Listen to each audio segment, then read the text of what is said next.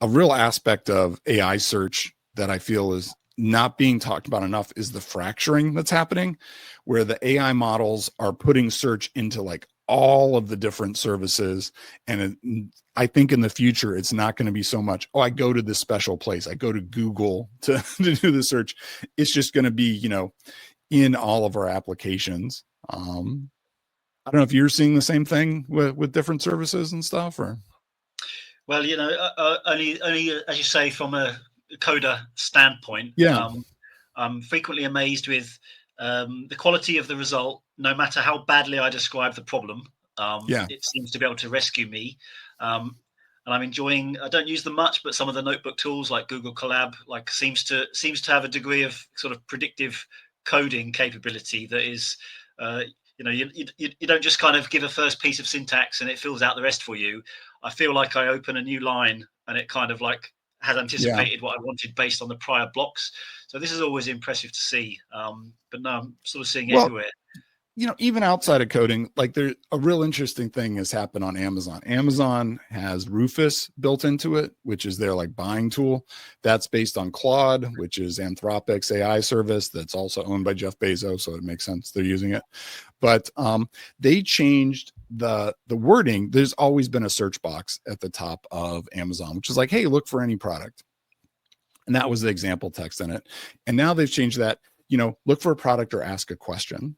And the reason for that is they've embedded Rufus in there now. So instead of just saying like, hey, I need a camping tent, and it gives you a list of camping tents, you can actually type in there, hey, what's the best camping tent to use for, cold weather, that needs to be waterproof and holds 3 people, and it will handle that. And then on every single product page on Amazon, there's like 3 or 4 questions that the AI has pulled out, and you can ask more. And it really is backed by, Anthropic Claude in the background. You can go in there and like, hey, write me a hello world in Python. It will write you a hello world in Python in the chat widget on Amazon.com. And this is just the very start of things. So. Yeah, I mean, as you say, exciting for the marketers of the world then. So you're saying higher intent customers are existing in the AIs, in the querying in there. Mm-hmm. And by the time they find a brand, they're a bit more of the right mindset. And that use case there is, I suppose, if Amazon, it's going to be a good result. But if you say, hey, a tent that can cope with extreme cold or whatever your query is, frankly, could show you anything that's marginally better than a general search, but feels more personal to you, and therefore you're more likely to buy in 2-second attention span, like how people shop on Amazon. It just needs those small optimizations to just feel way better. If it addresses your need immediately, it's all one. The rest of it is all one click. So I could see that being a successful service. Yeah. So, something we wrote up on the site is this biscuit framework, which is, it's not about our service. It's just trying to have like, here's some foundational ways to think about this. Here's the right kind of queries to ask. And, we talked about the competitive search. We talked about sort of the business search. The other one is really sentiment, which is, so, I always say like ChatGPT, if you ask it about Wells Fargo is a really large bank in the US. They did some real bad things a couple of years ago. They had the largest fine ever from the Federal Trade Commission, for doing that, hundreds of millions of dollars. And so now if you ask in ChatGPT, hey, what's a bank should I use? Should I use Wells Fargo, or should I use like my local credit union or something? It'll say like, oh, well, you could use Wells Fargo, but do an ethical review of them first because they've had all these issues and things. And that's like not what you want to see as you're trying to convert this. And that's not what shows up in traditional search. In traditional search, what shows up is, hey, here's the closest Wells Fargo ATMs. Here's their checking account products. And so that sentiment is being baked into all these services. So like, maybe you don't care so much that Claude thinks of your brand well, but you do care that if someone in Amazon goes in and, types up, hey, show me the right kind of tent, that it does think that Claude thinks of your brand well and is like, oh, this is one I should recommend. This is one that there's positive, associations with. So speaking of that, let's get back to your platform. So sure. When a client lands in your system, Mm-hmm. I've looked at some of the visuals and some of the things. So you kind of can land in there, and I can see some sort of heat map looking thing where the LLMs are specified across the top, and there's some extra information down the side, and it Yeah. looks like there's a degree of categorization. Talk us through that. So, what can a brand expect to see when they land on, the landing page at Noatoa? You guys have done a bunch of information retrieval and data gathering around that client. How are they ranked? What do these colors mean? And what are the implications, like if they see a red, for example? So, I mentioned earlier we do this deep classification of the existing keywords, and we call that the search funnel. And what we're trying to get people to do is to change their content strategy. Where let's imagine a search, which is like, hey, what's the difference between a pup tent and a camping tent, or waterproof and weather resistant? Like, what do these things actually mean? All these are these informational searches, which has traditionally been where the real fight has been in SEO, where I'm trying to outrank the next site by writing an article that's just a little bit better than theirs. I'm not copying exactly, but I'm covering the same points, wording it in my own way, adding a little bit of information. And that was an arms race that was done for a decade plus in SEO. And with the goal of trying to get traffic, that I'm trying to get the person that's looking for this informational things, with the thought that maybe they're going to go a little further down with this stuff. And so if I could get them to my site that talks about camping tents or whatever, I can then get them on my newsletter, or I can pitch them something else.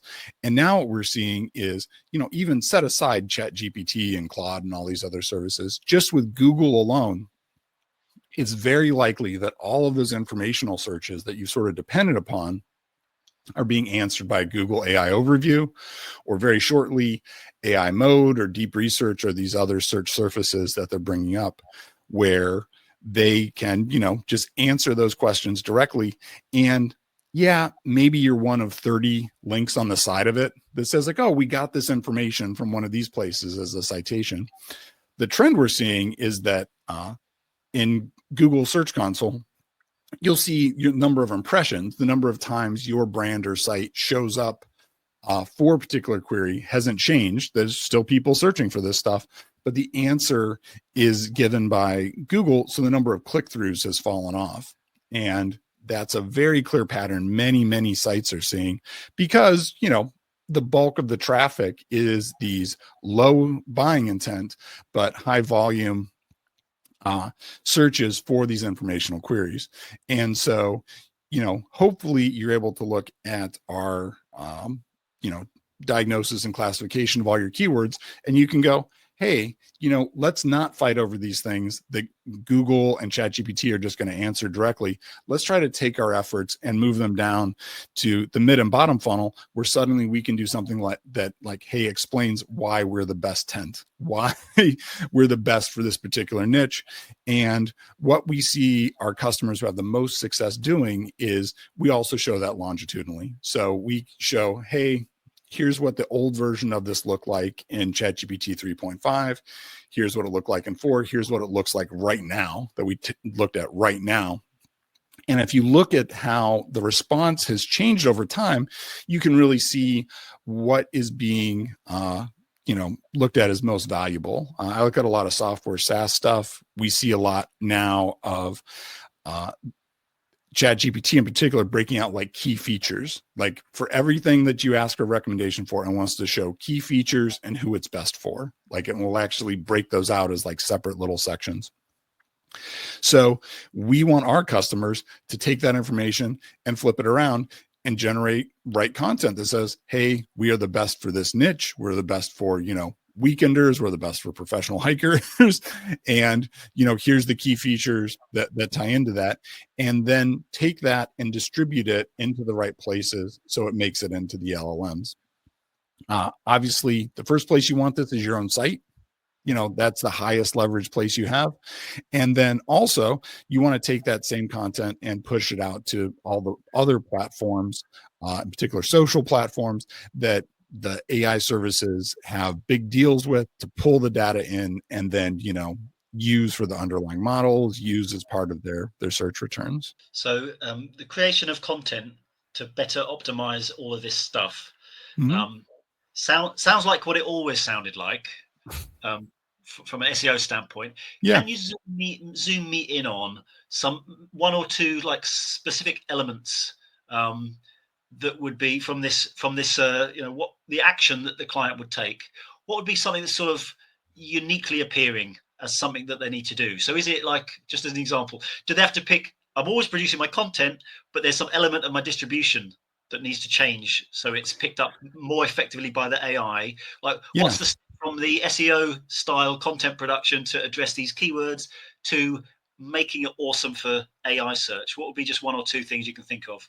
Sure. I think for the longest time, SEOs were tremendously scared about the duplicate content penalty, which is that, hey, I have this article, I have it on my site, some other site scrapes it and puts it on their site, or, we post this, to LinkedIn, and now, LinkedIn outranks us.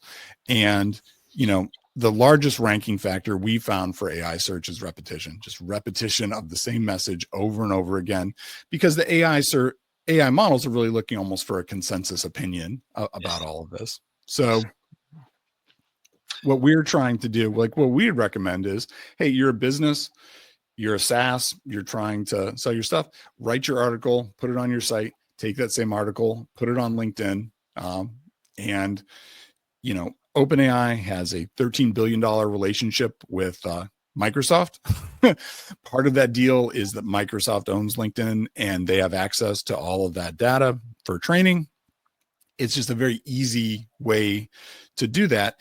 And it's very different from the traditional things people would put on search, which are like image carousels and like, just pictures. But now there's a lot more value in SEOs also having these other skills of doing marketing that's useful in other ways. So Great answer, Mike. I'm a data guy, so the repetition point made a load of sense. So how a language model is being learned um, is obviously neural weights and all these fun things, and yeah, higher frequency of the same message will just help reinforce some of these key bits of information and interconnections between them. So great, thank you for that. Mike, we're nearly done on time. Just got one question for you. sure. Uh, Give me a forecast for, firstly, congratulations on what you've built and good luck with all this. Give me a Thank bit you. of a forecast. Is there any like future state of this that you're kind of in touch with that the rest of us wouldn't recognize? I think something that I continually have to remind myself about is that we're in the earliest stages of this. Like to me, AI, I think is, a society changing sort of thing in the same way the internet was a society changing sort of thing. Like, and that smartphones were a society changing, wave. And we're still in like the dial up or the iPhone 1 era. So there are so many gains to be had from improvements in AI, and not even just improvements in like the models, they get smarter, they think about stuff better, but so much, you know, we still are not using them well. We still don't have the right user experience for them. We still don't have all of the optimizations for them.